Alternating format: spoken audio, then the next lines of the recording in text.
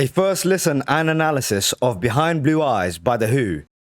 So it's crazy finding out that apparently Pete Townshend thought of Who's Next as a sort of failure. It didn't live up to the initial expectations of the concept he had created for the album.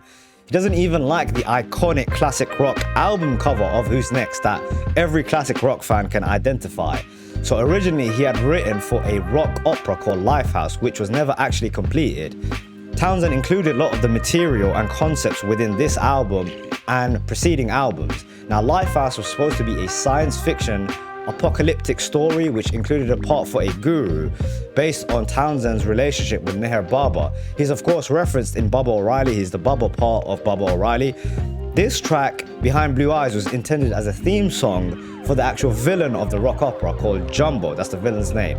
These are all pretty forward-thinking, complex concepts for the time. Very unique for the time. Very interested to see what this sounds like, particularly this track. Lastly, I should say, if you do enjoy these videos, hit me with a like, subscribe, share these videos. It turns out still about 80% of you guys are not subscribed to the channel. So if you do have a second, it does help me out tremendously. It helps the channel grow and get pushed into the magical YouTube algorithm, which we're all trying to get on. Other than that, let's get into the reaction. Okay, here we go with the reaction.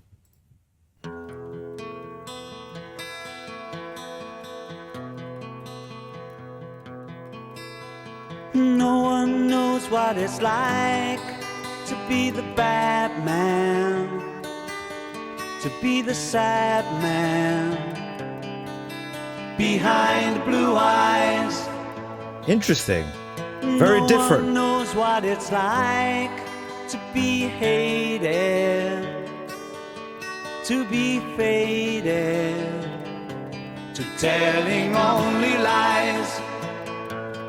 But okay, obviously this is from the perspective of a villain. Now, he seems to be sort of an anti-hero, if you ask me, or maybe even a villain whose motives and feelings you understand a little bit more. No one knows what it's like to be hated, to be fated, to be telling only lies. He sees himself as a victim, which I think in a lot of stories, the best stories, movies, etc., this is sort of what makes for the best villains, the ones that you understand a little bit. You almost can put yourself in their shoes, understand their madness a little bit. Very cool. I like the way that they've written that. Let's take this back a little bit.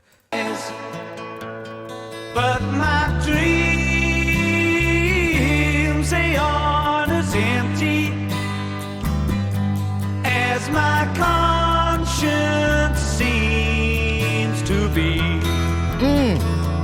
Great line. I have hours only lonely. My love is vengeance that's never free. Wow, great lines. No one knows what it's like to feel these feelings like I do, and I blame you. No one bites back as hard on their anger. None of my pain and woe can show through. Wow, some great writing in this one. Now, I've a couple of things to say. This totally sounds like a completely different vibe to what I've been hearing from The Who. I've described the music as like power music, power chords, power drums. Everything was about intensity and like impact. And this is impactful in a different way. This is a much more meditative kind of track.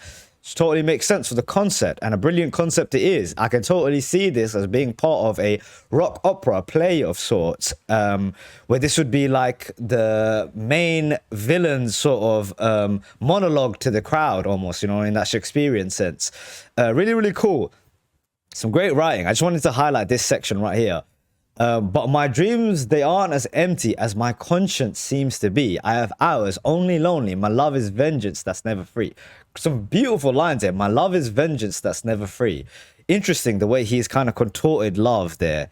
Really, really cool, man. I like this track. Let's keep it going. Take it back just a tiny bit. And show through. Great harmonies. But my dreams, they aren't as empty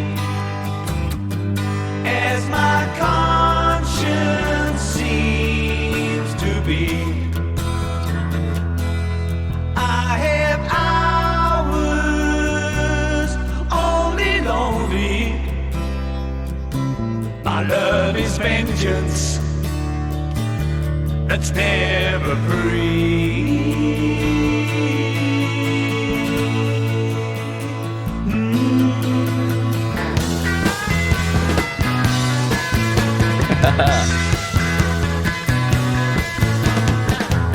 When Now we're my back. fist clenches, crack it open before I use it and lose my cool. When I smile, tell me some bad news before I laugh and act like a fool. And if I swallow anything evil, put your finger down my throat. And if I shiver, please give me a blanket. Keep me warm, let me wear your coat.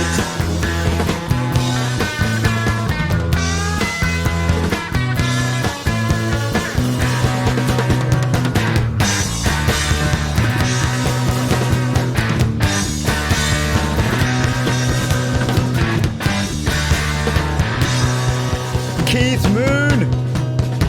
No one knows what it's like to be the bad man, to be the sad man behind blue eyes. Wow. Great conceptual record. Incredible. Lots to say there. So this is definitely written from sort of a anti-hero. You know, you can imagine like the type of anti-hero that's in The Good, the Bad, and the Ugly. The type that often Clint Eastwood would play, where is he a good guy or a bad guy, or is he just a guy who kind of lives by his own code? Because this is certainly a man who wants you to feel some kind of sorrow for him. But this is, of course, the main villain. Jumbo, I think, was his name as part of the concept record.